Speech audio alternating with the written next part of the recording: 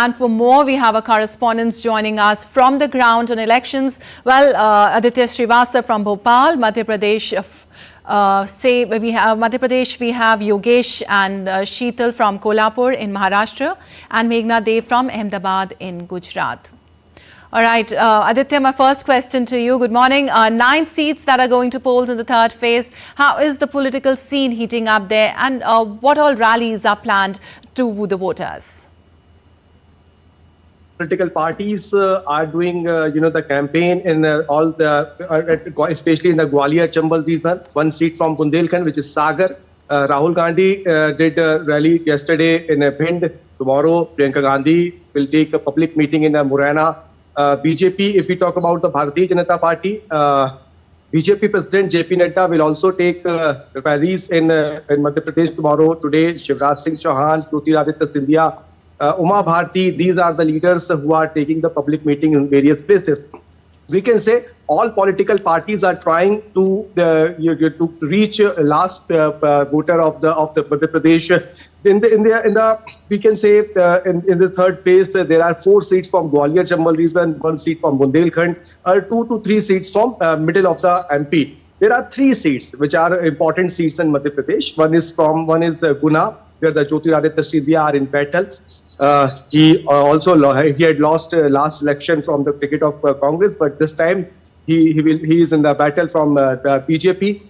Another one is Rajgarh, former Chief Minister, the big Congress leader Vijay Singh are in battle from Rajgarh.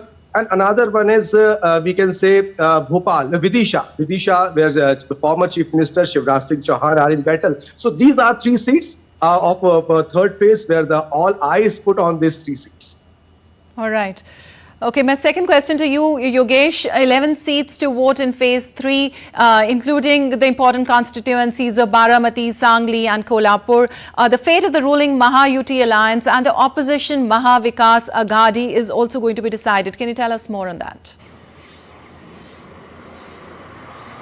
Truly, Pakshi, coming to all these 11 seats, basically 7 seats in Western Maharashtra, which also includes Baramati. You have rightly underlined that Baramati is going to be a very, fierce battle, we can say, because the battle is between, among the Pawars, and it has been in the political circle that this battle will, the result will definitely decide the fate of NCP, because the Maharashtra Assembly election is also lined up by the end of this year. Coming to these 2 seats in Marathwada region, there are 2 seats, Osmanabad and Latur. Yesterday, Prime Minister also held rallies there. So in those seats, coming to the basic issues are agrarian issues, and the Prime Minister left no stone unturned while pushing all the schemes and all the steps that have been taken by the centre to ensure that farmers' issues are completely sorted out. On the other hand, the Congress and the opposition MVA are also trying their level best to ensure that they could convince the voters. Coming to 2 seats in Konkan region, that is Ratnagiri Sindhudurg, 1 Lok Sabha seat, 1 parliamentary seat, and the other is Raigad. Now coming to these seats, see, overall if you see, BJP is trying to enter in Konkan region, because BJP was never in Konkan region. Shiv Sena was dominating in the entire region, but this time Narayan Rana has been fielded there.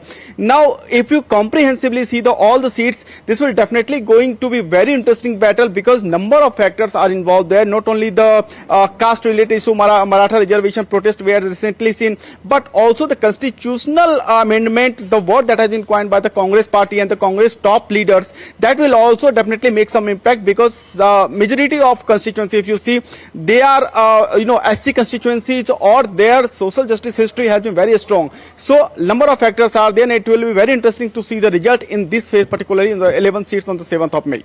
Yeah, Lipakshi, over to you. All right. My next question to you, Megha, voting for the 25 out of 26 seats in Gujarat will take place in the third phase, except Surat. Prime Minister Modi to also hold rally there. Tell us about the overall political scene right now there. Well, obviously, Pakshi, when we actually see that the temperature here has also gone up, the political temperature is also rising, because there's just less than a week to go for the polls. And now the political campaign obviously has picked up in the last few days. Today, Prime Minister Narendra Modi will be campaigning in Disa, which is in the north of Gujarat, and there is also another rally at Himmatnagar, and tomorrow also Prime Minister Narendra Modi will be campaigning in Gujarat. He has 4 rallies lined up where he will be going to the Saurashtra region, specifically focusing on the Saurashtra region, be it Surendranagar, Junagadh, Jamnagar, these regions. And obviously, there is a rally in Anand as well, which is the milk city of Gujarat, which is, in central Gujarat. So Prime Minister Narendra Modi's rallies in 2 days will encapsulate the regions of Saurashtra, Kutch will also be there in the north of Gujarat, and obviously the central Gujarat. Besides that, one very important thing here is every time when we see after the assembly elections, the vote percentage, when we actually see in 2022, the Bharatiya Janata Party managed to garner 52% votes with 156 seats. So that was a massive number which the BJP got. While the Congress has strongholds in Saurashtra region, which it was able to save in the assembly elections of 2017, it could not manage to hold ground in the 2022 assembly elections. But with having said that, there are, while this turf is known, Gujarat is known for a clean sweep for the BJP, we definitely do see a neck-to-neck battle or a good fight in a few constituencies. For example, in Banaskantha, where Geniben Thakur from the Congress is a strong candidate. Besides that, we see in Bharuch as well, where Mansukh Wasawa is against Chaitar Wasawa.